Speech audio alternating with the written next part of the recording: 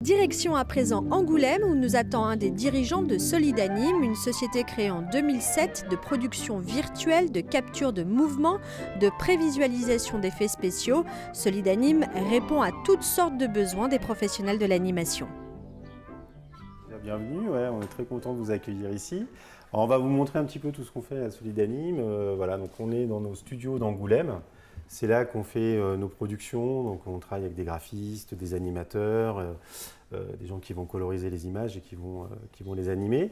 Et puis on a différents dispositifs comme celui-là en fait, que vous voyez, qui va nous servir en fait, à scanner les visages en fait, de nos comédiens pour pouvoir après les utiliser en 3 dimensions.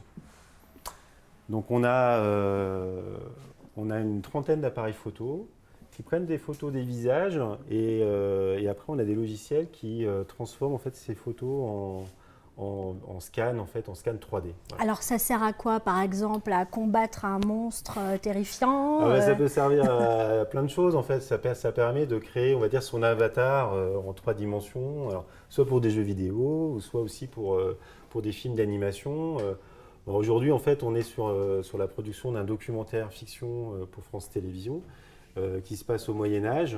Et en fait, on scanne des gens pour faire des figurants de cette population dans Paris. C'est ça, donc un docu-fiction d'animation sur Notre-Dame de Paris. Sur la construction de Notre-Dame de Paris. Donc l'intérêt d'être ici, c'est qu'on a notre grand studio de motion capture qui se trouve en bas de notre studio de production. Voilà. Nous arrivons en plein tournage de Notre-Dame de Paris, produit par Programme 33.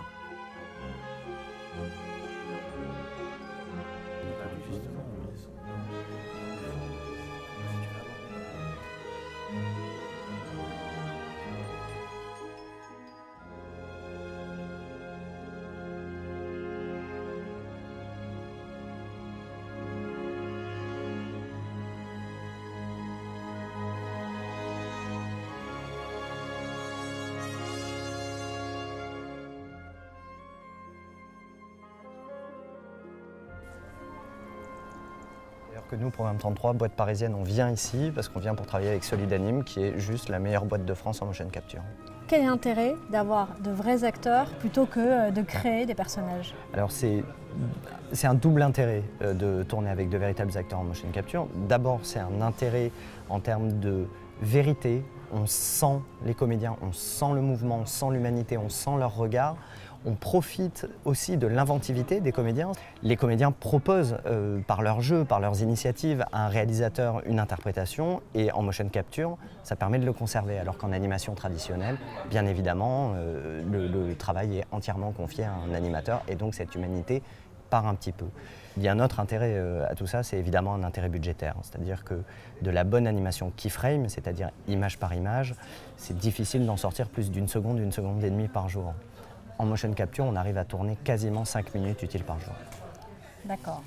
Là, ils sont dans quel décor en fait? Ils sont où? Alors, le décor est toujours le même, ce grand espace froid et gris et vide. Néanmoins, virtuellement, on reconstruit les modèles de nos décors.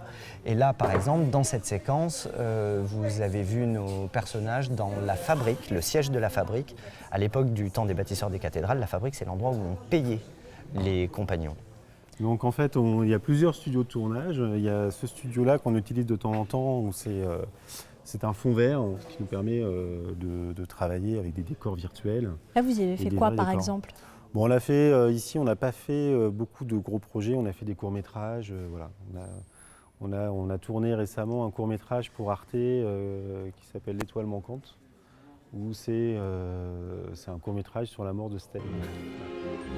On s'amuse pas mal ici quand même, hein? Est-ce que c'est important aussi le jeu? Non, mais il y a besoin un petit peu parce qu'on passe quand même beaucoup de temps à travailler. Donc à un moment donné, il y a pétage de plomb. Voilà. C'est ça, il y a quelques beaux exemplaires sur les bureaux. Exactement. Très bien. Bon, continuons la visite. Donc derrière nous, on va apercevoir une affiche de Cro-Blanc. Vous me disiez donc avoir collaboré sur ce film d'animation. Quelles ont été donc vos zones d'expertise, ce que vous avez fait, on peut en reparler? Alors tout à fait, ouais. Le choix qui a été fait pour Cro-Blanc, c'était d'utiliser la motion capture, c'est-à-dire d'utiliser le mouvement de comédien pour animer les personnages. Donc ça donne un résultat d'animation assez réaliste, mais c'était la volonté du réalisateur et des producteurs d'avoir une animation qui soit assez réaliste dans cet univers très... donc, voilà, on est totalement dans un univers très naturel, dans cette forêt. Le temps est venu pour toi de grandir. Il découvrira l'affection et la tendresse des hommes. Hey. Il apprendra les dangers et la grandeur du monde sauvage. Il paraît que c'est la terreur du Yukon, hein mon grand? Je croyais que c'était moi la terreur du Yukon. Toi tu es un ange, vous êtes 2 anges. Et il suscitera la convoitise de certains hommes. Hé, l'Indien, pour un chien comme lui, je suis prêt à payer une fortune. Il n'est pas à vendre. Il va regretter d'avoir croisé la route de Beauty Smith. Ce chien m'appartient. Cette année, redécouvrez l'incroyable destinée de Cro-Blanc. Vivez avec lui un grand moment de complicité. À toi. L'entreprise a des locaux à Angoulême, mais aussi à Bordeaux et en Californie. Solidanime s'est fait un nom outre-Atlantique, notamment grâce à sa participation à Star Wars Rogue One. Qui tu es vraiment? En fait, à Solidanime, on fait différentes activités. Je vous ai parlé tout à l'heure en fait, d'animation de personnages. Et ce qu'on fait aussi, c'est des effets spéciaux en temps réel.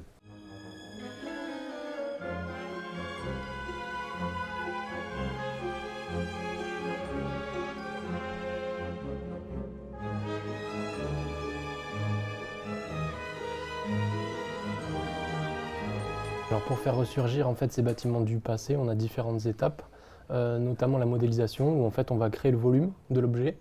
Et ensuite, comme étape, on a aussi les textures et le shading qui va nous permettre de recréer les matières, comme si c'était de la pierre, du bois ou du métal. Ensuite, on a toute une étape de rééclairage pour essayer de se recaler au plus possible sur l'environnement qui a été filmé à la base. Et ensuite, on rend ces images et on les composite pour essayer de rajouter une touche plus punchy, plus jolie à l'image pour que ça passe ensuite à l'écran.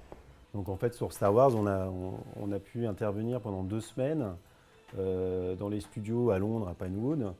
Et on a fait de la prévisualisation, on a remplacé les fonds bleus par les décors maquettes en fait, mais qui étaient les décors du film en fait. Voilà.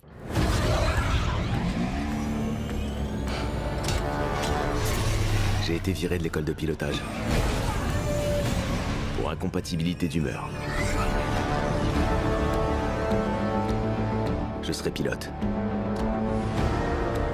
Le meilleur de la galaxie. Vous n'avez pas fait tous les décors? Non, on n'a pas fait tous les décors, mais on a fait vraiment cette partie-là, c'est une partie de prévisualisation. Voilà. On n'a pas fait bien sûr tous les décors, on a fait une toute petite partie Star Wars, mais on est très fiers d'y avoir participé. J'imagine Voilà. il y a un avant-après, non? Bah oui, il y a un avant, un après, parce que c'est vrai que c'est très, voilà, c'est très glorifiant, et puis on est très fiers, et voilà, c'est très... voilà. Hé, petit, je suis en train de former un équipage.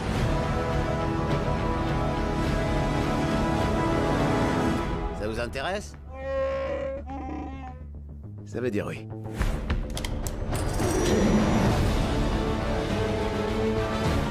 Je suis sans doute la seule à savoir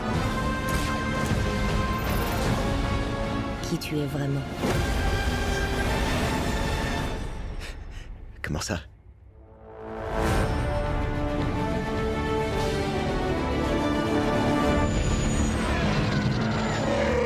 Tiens-toi prêt. J'ai bien cru qu'on était cuits, mais c'est bon. Tout va bien.